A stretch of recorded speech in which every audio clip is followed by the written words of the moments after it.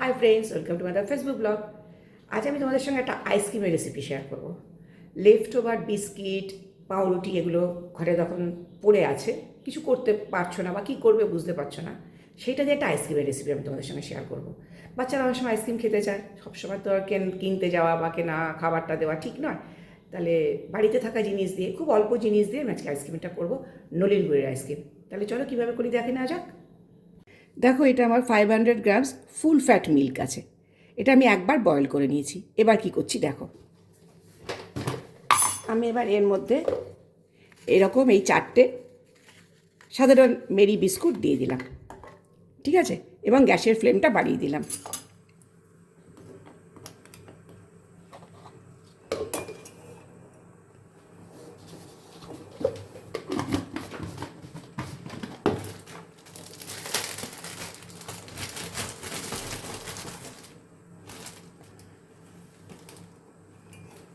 এবার চামচটা তুলে নিলাম, নিয়ে এর মধ্যে আমি এরকম, আমার কাছে পাউরুটিটাও আছে, আমি বলেছি বিস্কুট আর পাউরুটি দিয়ে হবে, এই পাউরুটিগুলোও দিয়ে দিলাম।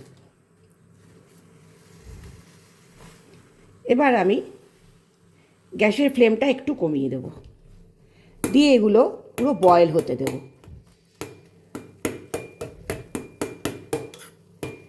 একদম জিনিসটা বয়েল হয়ে যাবে ভালো করে। বয়েল হয়ে দেখো একটা ঘন টেক্সচারে পরিণত হলো। ব্যাস, এবার আমি গ্যাসটা একদম কমিয়ে রাখছি, কেমন, আর আমি কিছু করব না। ব্যাস, এবার আমি গ্যাস বন্ধ করে দিলাম। এইবার আমি এর মধ্যে নলেন গুড় এবং তার এসেন্স, এই দুটো জিনিস দেব। আরেকটা জিনিস যেটা আমি তখন বলিনি, আবার একটু বলছি, ভুলে গেছিলাম বলতে, সেটা হচ্ছে একটুখানি অল্প একটু গুঁড়ো দুধ, একটু টেস্টটাকে ভালো করার জন্য দিয়ে দিলাম। এই 10 টাকার যে প্যাকেটটা আছে এটা পুরোটাই আমি দিলাম। এটা টেস্টটাকে একটু বেটার করার জন্য, আর কিছুই না, এটা অপশনাল, তোমরা নাও দিতে পারো, অসুবিধে কিচ্ছু নেই। আচ্ছা, এইবার আমি এখানে দেব, এটা নলিন গুড় আমার এসেন্স, 2 to 3 ড্রপস আমি নলিন গুড় এসেন্স দিয়ে দিলাম। হয়ে গেল। এবার আমি এর মধ্যে গুড়টা মেশাবো। আচ্ছা, এই নলিন গুড় এসেন্সটা তোমরা ক্রিমের সঙ্গেও মেশাতে পারো, আমি এখানেই দিলাম। এইবার আমি এই যে নলিন গুড়ের পাটালি দিয়ে দিচ্ছি। যেরকম মিষ্টিটা আমরা খেতে চাই, আইসক্রিমে একটু মিষ্টিটা বেশি হলেই ভালো লাগে খেতে, সেইভাবে দিয়ে দিলাম।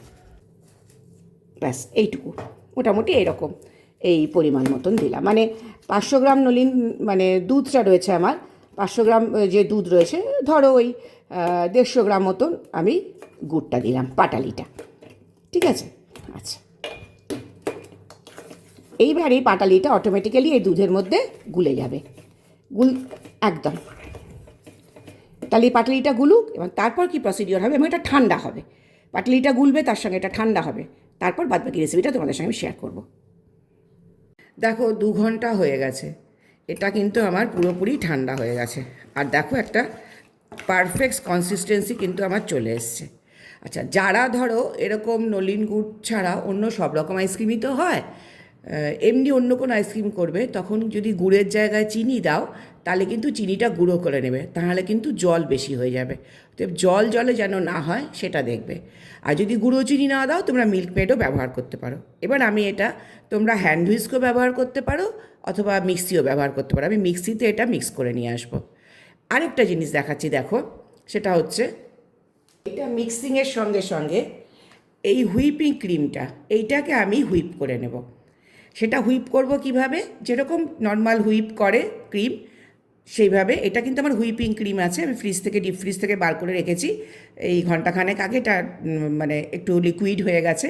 এটা 100 ml নেব আমি, মানে আমাদের যেটা কাপ, কেকের যে মেজারমেন্ট কাপগুলো হয়, সেই কাপের 1 কাপ আমি হুইপিং ক্রিম নেব, এবং সেটাকে নর্মাল যেরকম কেকের ফ্রস্টিংয়ের জন্য আমরা হুইপ করি সেভাবে হুইপ করব, এবং তারপর দেখাচ্ছি।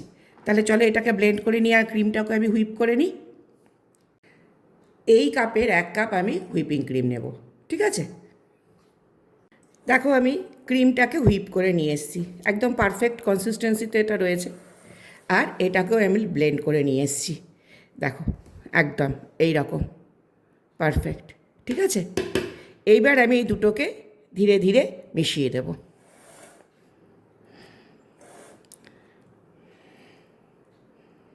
মানে বাড়িতে থাকা সামান্য কিছু জিনিস দিয়ে তুমি কিন্তু কতটা পরিমাণ আইসক্রিম বানাতে পারলে শুধু সেটাই দেখো।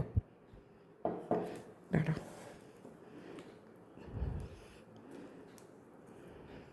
আচ্ছা, ক্রিমটা যখন আমি হুইপ করেছি তখন আমি খুব সামান্য একটু গুঁড়ো চিনি মিশিয়ে নিয়েছিলাম, খুব সামান্য। যেহেতু এখানে আমার নলেন গুড়টা দেওয়া আছে, সেখানে সেই বুঝে আমাকে যার জন্য চিনির পরিমাণটা দিতে হবে। শুদ্ধ হুইপ করার জন্য যেটুকু চিনি দিতে হয় শুধু সেইটুকু, খুব বেশি কিন্তু না। তোমরা ইচ্ছে করলে নলেন গুড়টা কিন্তু লিকুইড নলেন গুড় কিন্তু ক্রিমে দিয়েও ক্রিমটাকেও ফেটাতে পারো, তাতেও কোনো অসুবিধে নেই।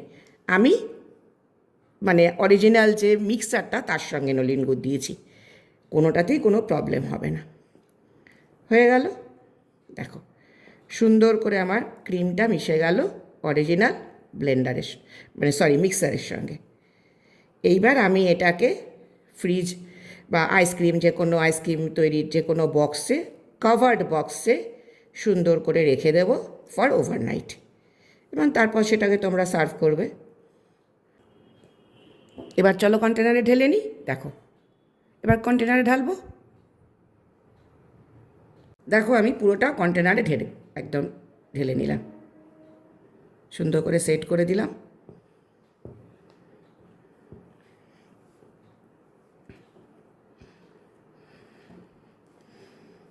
গায়ে যেটুকু লেগেছিল সেটাকেও নিয়ে এটাকে একটু বসিয়ে দিলাম। এইবারে এই ক্লিন ফিল্মটা দিয়ে আগে এটাকে কভার করব, তারপরে ঢাকনা দেবো। এটা দেওয়ার কারণটা হচ্ছে কোনো আইস ক্রিস্টাল যাতে আইসক্রিমটার ওপর না জমে। তাহলে এটা কাটি। দেখো এটা দিয়ে আমি ভালো করে মুড়ে দিলাম চারটে দিক, যাতে কোনো আইস ক্রিস্টাল না জমে। আচ্ছা, আমি হুইপিংটা দেখালাম না, তার কারণ হচ্ছে অনেকেই তোমরা বলতে পারো কেন দেখালে না, ভিডিওগুলো না ভীষণ বড় বড় হয়ে যায়। তাহলে শুধু হুইপ ক্রিমটা আমি আরেকদিন হুইপিংটা দেখিয়ে দেবো, মানে কেকের জন্য কীরকম এবং আইসক্রিমের জন্য কীরকম। কেকের জন্য একদম স্টিক পিক হবে, মানে ড্রপ করলেও পড়বে না। আইসক্রিমের জন্য সামান্য একটু লিকুইড কনসিস্টেন্সি অল্প থাকবে, কিন্তু সেটাও শক্তই হবে, একদম টেলটালে কিন্তু নয়। হয়ে গেল, ব্যাস। এইবার আমি এটাকে ফুল কভার করে দেবো ঢাকনাটা দিয়ে দিলাম এর ওপর দিয়ে ঢাকনা। এবার এটা ওভারনাইট থাকবে ডিপ ফ্রিজে, ঠিক আছে? ওভারনাইট পর আমি তোমাদের বের করে আইসক্রিমটা দেখাবো কেমন হয়েছে। ততক্ষণ তোমরা একটু ওয়েট করো। দেখো ওভারনাইট রেখেছি, এবার আমি আইসক্রিমটা বের করেছি। ওপর থেকে ক্লিন ফিল্মটা আমি তুলে নিলাম। দেখো কি সুন্দর সুপার সফট, সুপার ময়েশ্চারাইজড আইসক্রিম। ঘরোয়া লেফট ওভার দুটো জিনিস দিয়ে আমি তৈরি করে ফেললাম নলেন গুড় আইসক্রিম। ঠিক আছে, তাহলে এবার গার্নিশিংয়ের পালা। খেতে তো হবে, তাই না? এ দেখো আমার নলেন গুড় রয়েছে, এটা একদম অরিজিনাল নলেন গুড়, মানে কোনো রকম 2 নম্বরই ভেজাল এসব নয়। এটা আসে একদম আমার ভাটি থেকে, যেখানে নলেন গুড় তৈরি হয়। দেখো আমি কিভাবে এটাকে সাজাচ্ছি একটু দেখে নাও। তোমরা অন্য কোনোভাবেই সাজাতে পারো বা এমনি তুলেও খেতে পারো, কিন্তু যে কোনো জিনিসই একটুখানি সাজুগুজু না করলে কি ভালো লাগে দেখতে খেতে?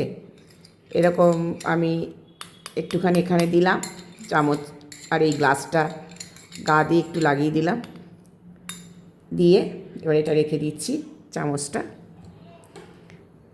এবার দেখো আমি আইসক্রিমটাকে স্কুপ করছি। আমার এরকম স্কুপ আছে, তোমার যদি স্কুপ না থাকে কোনো গোল বড় চামচ বা এরকম গোল হাতা দিয়েও তোমরা করতে পারো। দেখো কি সুন্দর, লাভলি। দেখো উঠে এলো, দিলাম। 1 স্কুপে ঠিক মন ভরবে না কি বন্ধুরা, তাই তো? তাহলে আরেকটা স্কুপ নিয়ে ফেলি।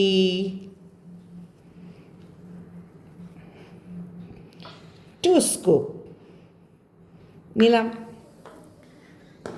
দেখো কেমন হয়েছে, দারুণ তো? এর ওপর দিয়ে আমি আবার একটু সামান্য নলেন গুড় ছড়িয়ে দিচ্ছি, আর একটুখানি কাজু গুঁড়ো দিয়ে দিচ্ছি। এটা অপশনাল, জাস্ট কাজু বা আমন্ড বা পেস্তা যেটাই তোমরা দিতে চাও, আমার আছে তাই দিলাম। অধিকন্তু ন দশায়, এই হচ্ছে গিয়ে মেন ব্যাপার। তো বাড়িতে থাকা দুটো লেফট ওভার জিনিস দিয়ে আমার নলিন গুড়ের আইসক্রিম তৈরি হয়ে গেল। এরকম ছোটো ছোটো আইসক্রিম দিতে তোমাদের কী করতে হবে? সৌরেন্দ্রেস কিচেন আর এর ফেসবুক পেজ, ইউটিউব চ্যানেল দুটোকে লাইক, কমেন্ট, শেয়ার, ফলো এবং সাবস্ক্রাইব করতে হবে।